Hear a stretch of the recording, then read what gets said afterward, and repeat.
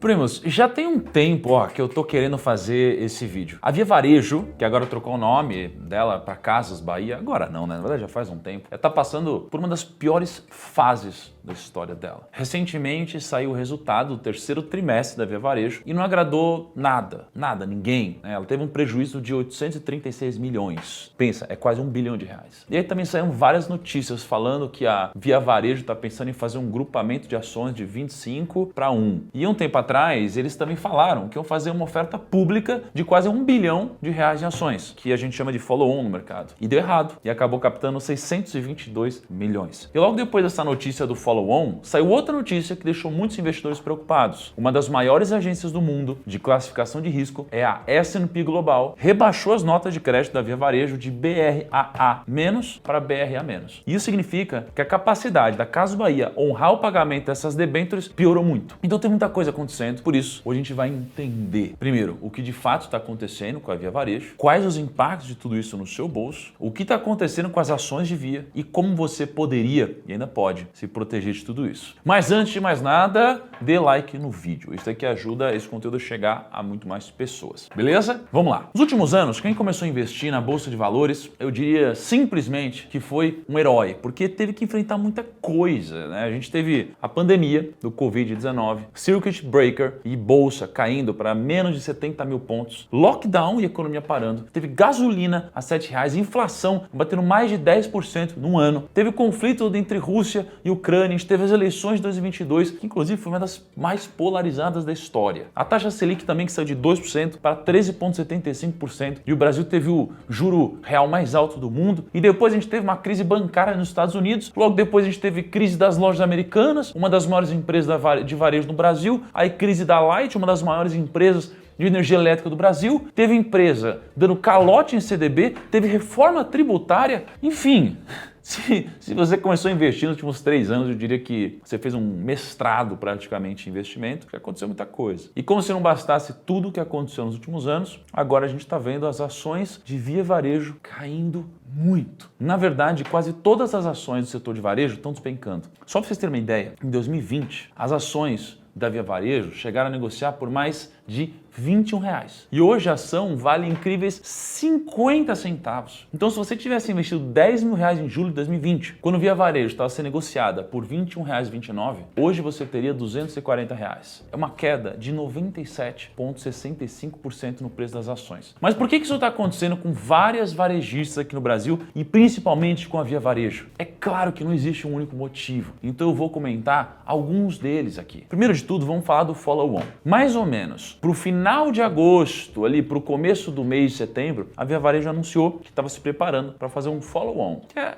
quando a empresa basicamente faz oferta de novas ações na Bolsa de Valores. Por exemplo, se uma empresa tem 10 milhões de ações na Bolsa, ela pode criar novas ações, vender essas ações na Bolsa de Valores e pegar o dinheiro dessa venda para pagar dívidas. Ela paga fornecedores, ela faz o que ela quiser com o dinheiro. E qual que é o ponto aqui? Quando uma empresa faz um follow-on, ela está jogando novas ações na Bolsa de Valores. Então o preço dessa ação pode começar a cair porque você está aumentando a oferta e isso acaba diluindo o valor da empresa em mais cotas. Isso acontece quem tem um apetite mais disposto ao risco, olha esse cenário todo como uma oportunidade. Então muitos investidores começam a alugar as ações do mercado para entrar vendido na empresa. Funciona basicamente assim. Vamos supor que você é um investidor de Casas Bahia, só que uma outra pessoa não investe e acha que as ações vão cair. Então essa pessoa aluga as ações de você e te paga uma taxa por cada ação que ele alugou. Aí essa pessoa vai lá e vende as suas ações na bolsa. Ou seja, ele acabou de vender uma ação que é sua e agora ele está com o valor da ação na conta. Se as ações da Casas Bahia caírem para, sei lá, 30 centavos, ele recompra as ações do mercado por 30 e te devolve as ações. Ou seja, ele alugou suas ações e te pagou uma taxinha. Ele vendeu no mercado por 50 centavos, ficou com essa grana no bolso, recomprou por 30 centavos, te devolveu as ações e lucrou com a diferença. É assim que você opera vendido em uma ação. Então, quando a taxa de aluguel de uma ação sobe, significa que as pessoas estão apostando contra aquela empresa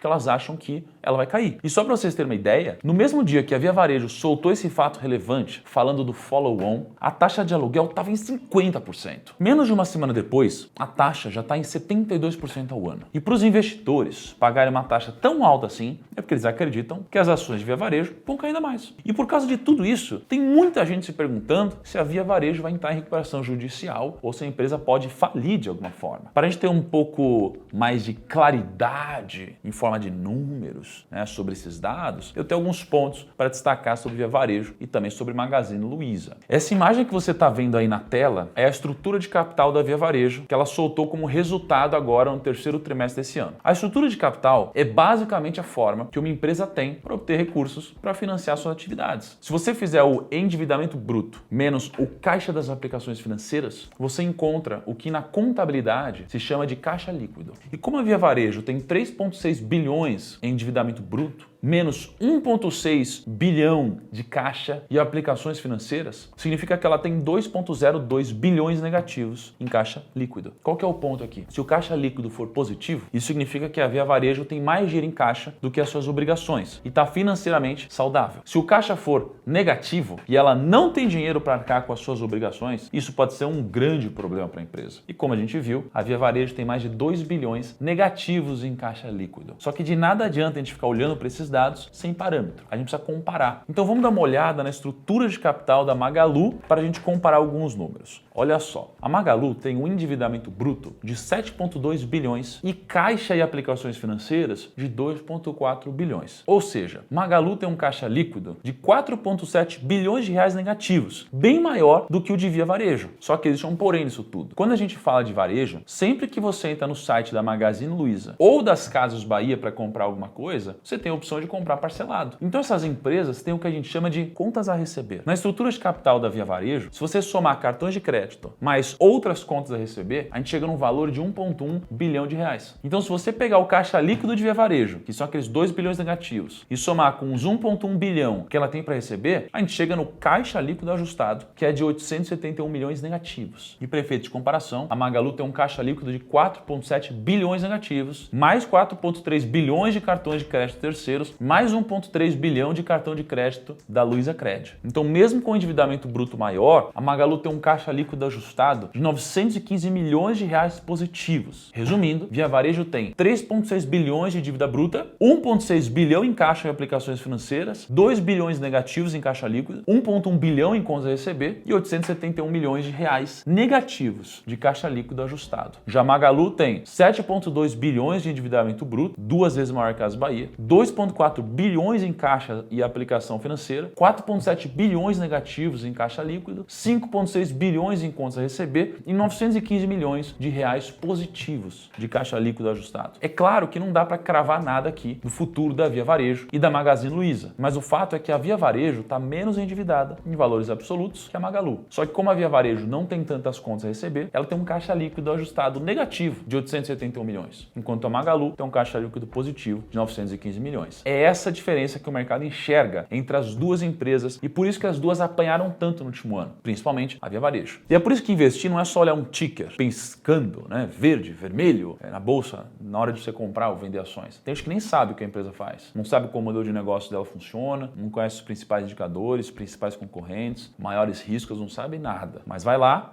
e compra ação simplesmente porque caiu. Só que se você fizer isso, tem uma grande chance de você investir em uma empresa que tem um baita de um problema no balanço dela e que você só vai descobrir depois que a ação tiver caído 80%, 90%. Então o que você precisa fazer é estudar as empresas, se aprofundar e entender que existe literalmente pessoas e processos por trás daquele ticker da bolsa. E a melhor forma de você fazer isso é adquirindo cada vez mais conhecimento sobre finanças e sobre investimentos. Você pode fazer isso gratuitamente aqui no meu canal, onde eu produzo conteúdo há quase 7 anos. Ou você pode investir em algum treinamento. Por isso, agora no dia 24 de novembro, a gente vai ter a Black Friday da Finclass. A Finclass é uma plataforma de educação financeira, onde você tem acesso a vários cursos de nível cinematográfico com os melhores professores do Brasil e do mundo, para você aprender a investir investir melhor, ganhar mais dinheiro e alavancar o seu patrimônio cada vez mais. E nessa Black Friday da Finclass, você vai ter a melhor promoção da história da Finclass, de R$ 59,90 por mês por R$ 29,90. Tá muito barato, de verdade, é mais de 50% de desconto. Então, se você quer fazer o seu dinheiro trabalhar para você e ter aula com Howard Marks, Pedro Malan, Morgan Housel, Gustavo Cerbasi e vários outros professores, clica aqui no link da descrição para você ser avisado sobre a melhor promoção do ano. Agora, voltando pro vídeo, olha só que interessante. Vocês lembram da fraude da IRB? Eu não sei se você já investiu na época ou se pelo menos vocês acompanharam o que aconteceu, mas refrescando a memória de vocês, no início de 2020, a gestora Esquadra publicou uma carta explicando uma movimentação de short nas ações de IRB. O motivo é que a Esquadra acreditava que a IRB tinha uma série de problemas contábeis, sem falar de uma falsa notícia de a Berkshire, que é a empresa do Warren Buffett, estava investida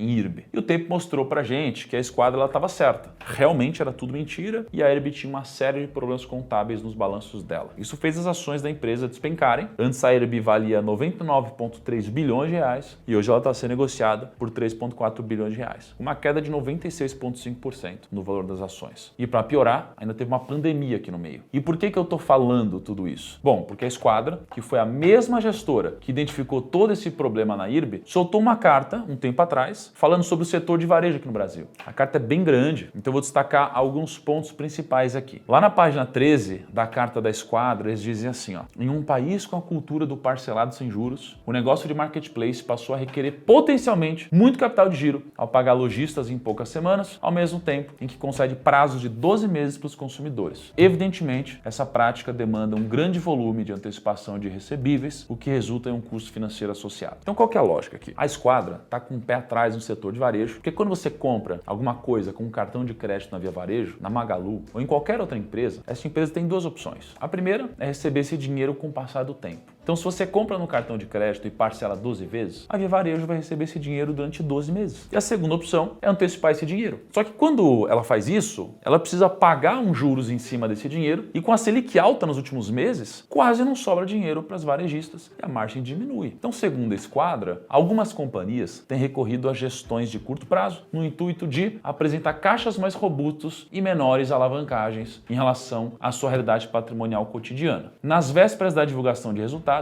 optam por negociar prazos e postergar pagamentos, além de ampliar operações de risco sacado e de antecipações de recebíveis, que é o que a Esquadra disse. Ou seja, é como se algumas empresas de varejo decidissem antecipar esse dinheiro ao invés de receber com o tempo. Por um lado, a empresa recebe essa grana mais rápido, então não parece que ela é tão endividada. Por outro, isso faz essas empresas de varejo pagarem juros mais altos. E a Esquadra também disse o seguinte: o quadro acima gera fatos inusitados, como empresas que se apresentam com caixa líquido ajustado, porém com resultado financeiro contábil negativo na casa dos bilhões de reais. Ou seja, a gente acabou de ver que Via Varejo tem 871 milhões de reais negativos de caixa líquido ajustado, enquanto a Magalu tem 915 milhões de reais positivos de caixa líquido ajustado. O problema é que, segundo a Esquadra, algumas empresas de varejo podem estar maquiando esses números do balanço. E aí toda análise que o mercado fizer vai estar errada. E aí depois a Esquadra conclui assim: contabilidade é a linguagem do mundo dos negócios. Tratá-la bem e adotar métricas gerenciais que façam sentido é fundamental para o sucesso de longo prazo de uma companhia. Mensurações sem lógica econômica tendem a trazer muitos capítulos sucessivos de destruição de capital. Na situação limite que envolve fraude, acompanhar números errados pode levar a trajetórias corporativas completamente irracionais, como exemplificado pelo caso das lojas americanas. A verdade é que eu não sei até onde existe fraude ou não, né, nem de quais empresas eles estão se referindo, mas o fato é que a Via Varejo sozinha tem mais de 45 mil colaboradores e já saiu notícia falando sobre um corte de 6 mil funcionários e fechamento de até 100 lojas. Tudo isso impacta e gera um impacto muito grande na economia, mas também impacta positivamente o bolso da empresa, né, essas demissões. Porque se a empresa está endividada, as margens são pequenas e as pessoas criaram o hábito de consumir via marketplace, então não faz sentido manter uma estrutura tão grande presencialmente. São medidas impopulares? Claro que são, mas pensando numa lógica de cortar custos e deixar o financeiro saudável, talvez serão medidas importantes para o futuro das Casas Bahia. Então é isso, primos. Vamos ficar de olho nos próximos episódios do segmento varejo e parece que depois de tudo que aconteceu com as lojas americanas, o varejo virou uma confusão gigante. E antes de terminar, só um recado final. Nunca torça pela desgraça alheia de qualquer empresa. Eu sei que tem muita gente que quer ver a Via Varejo se ferrar, a Magazine Luiza se ferrar também e várias outras empresas irem para o mesmo lugar. Só que a gente está falando de pessoas perdendo emprego e de várias famílias perdendo renda. Não é o momento de torcer pela desgraça do outro. Eu vou ficando por aqui e torcendo para que essas empresas possam se erguer e voltar para tempos áureos do passado. Um grande abraço, até o próximo vídeo e tchau.